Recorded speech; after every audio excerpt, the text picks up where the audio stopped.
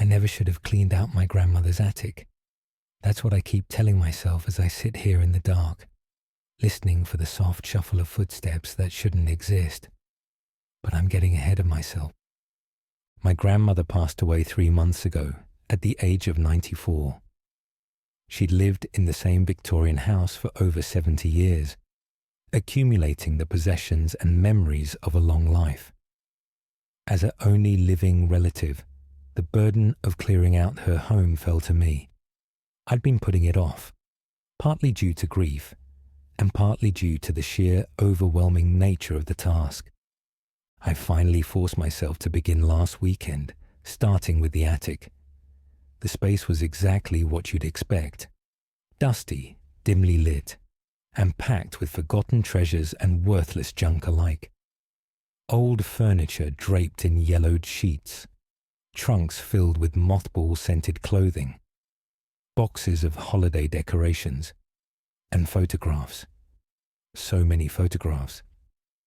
Near the back corner, underneath a sagging bookshelf, I found an old cigar box. Inside were dozens of black and white photographs I'd never seen before.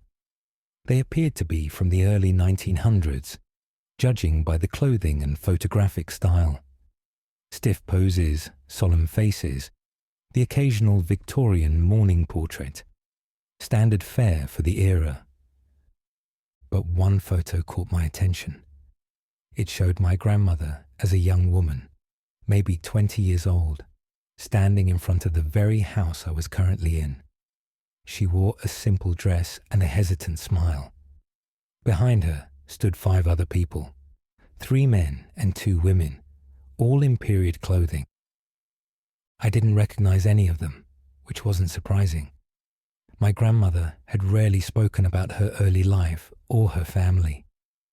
I knew she'd moved into the house shortly after her marriage, but the details beyond that were sketchy at best. I turned the photo over.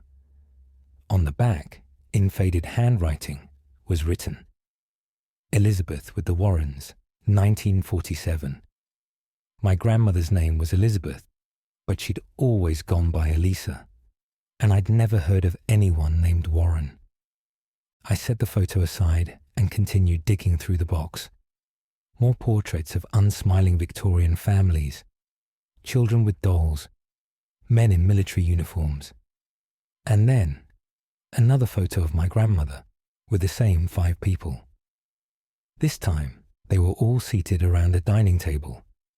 The date on the back, Christmas, 1947.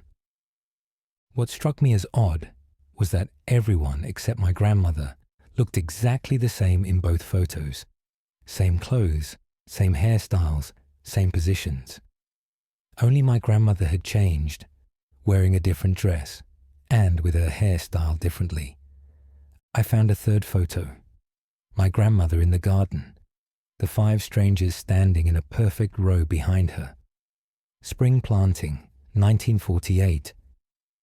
Again, only my grandmother had changed. Photo after photo showed the same pattern. My grandmother aging gradually through the late 1940s and into the 1950s, while her companions remained frozen in time, never changing, never aging, always wearing the exact same clothes. In each photo, they stood a little closer to my grandmother. Their expressions never changed. Blank, staring eyes and stiff, unnatural smiles. The final photo in the box chilled me. My grandmother, now looking to be in her 30s, sat in an armchair in what I recognized as the living room downstairs. The 5 strangers surrounded her chair, their hands resting on her shoulders, their faces inches from hers. On the back, my family, 1960. But my grandmother had no family in 1960. Her husband, my grandfather, had died in the war before they could have children. She'd remained a widow until she adopted my mother in 1963. These people couldn't be her family. I set the photos aside, telling myself there must be a logical explanation. Perhaps they were some kind of memorial project. composites created by superimposing the same figures into different photos. Photography enthusiasts did strange things sometimes, especially in the days before digital manipulation was simple. I finished sorting through the attic that day and moved on to my grandmother's bedroom the next. In her nightstand drawer, I found her journal, a simple, leather-bound book with entries spanning decades. I hadn't meant to read it, but when I opened it to the first page and saw the date, September 15th, 1947, I couldn't help myself. The first entry read, "Moved into Robert's family home today. I still can't believe he's gone. The war took him before we could even begin our life together. But his family wanted me to have the house, said it was what Robert would have wanted. It's too big for just me, but I'll manage somehow. The Warrens next door have been so kind, bringing food and offering help. I don't know what I'd do without them." I frowned. The Warrens, the same name written on the back of that first photo. But my grandmother had always told us she had no neighbors when she first moved in. The adjacent lots had been empty until the 1970s. I flipped forward a few pages. October 31st, 1947. The Warrens invited me for dinner. Such a strange family. The parents, Herbert and Louise, barely spoke, while their children, Thomas, Edward, and Mary, stared at me throughout the meal. They asked so many questions about the house, about Robert, about my plans. I felt examined. Still, it was better than eating alone again. I kept reading, skimming entries until one from December caught my eye.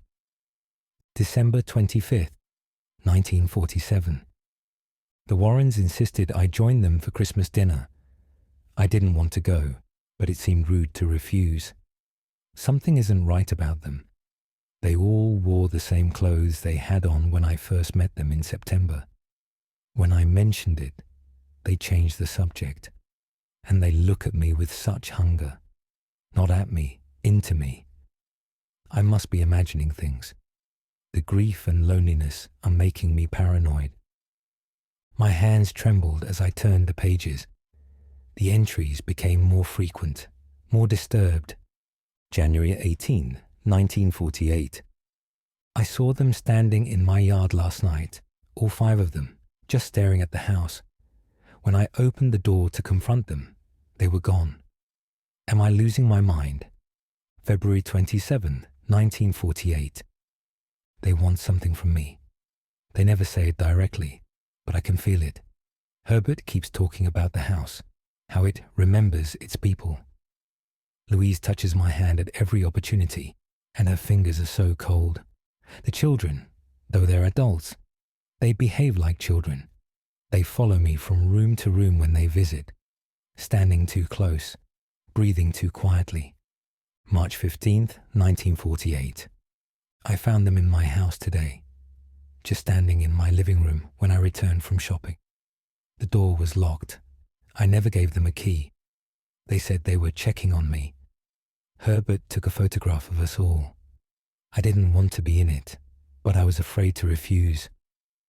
The entries continued, growing more infrequent, but more disturbing. My grandmother described the Warrens appearing in her house uninvited, standing over her bed at night, whispering in the walls. She tried to leave once, in late 1949, but wrote that she couldn't make it past the property line. Something always drew her back. The final entry about the Warrens was dated June 10th, 1960. They're inside me now. I stopped fighting. It was easier that way. They said they just wanted to stay together as a family. The house is theirs, has always been theirs. I understand now. I'm just a vessel. We're happy together. We're family. After that, the journal entries changed dramatically.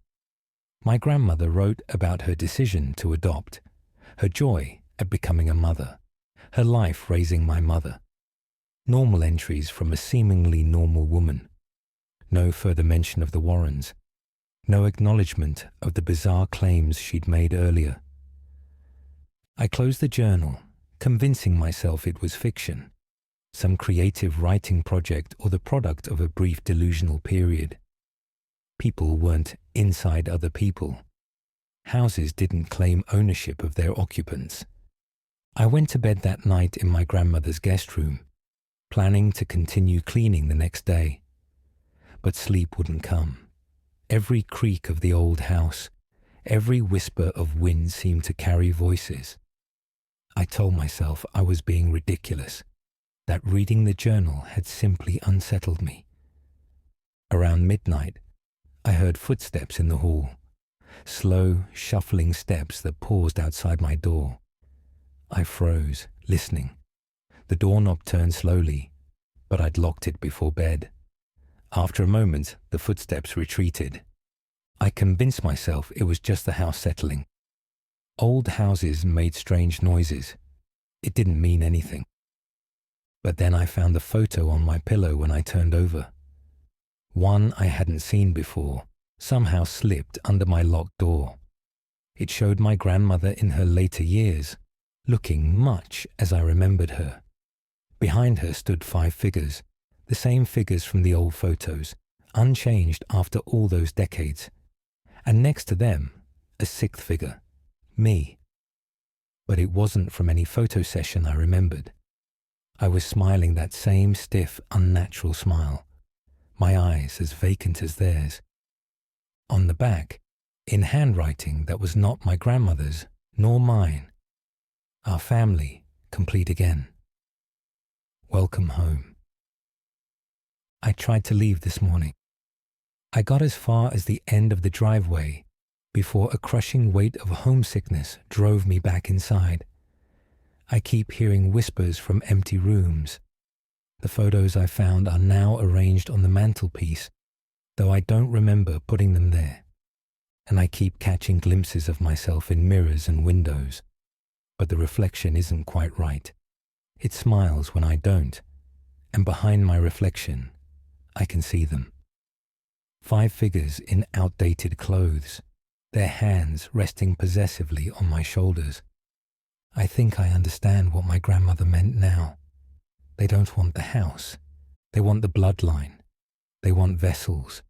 They want family. And now they have me.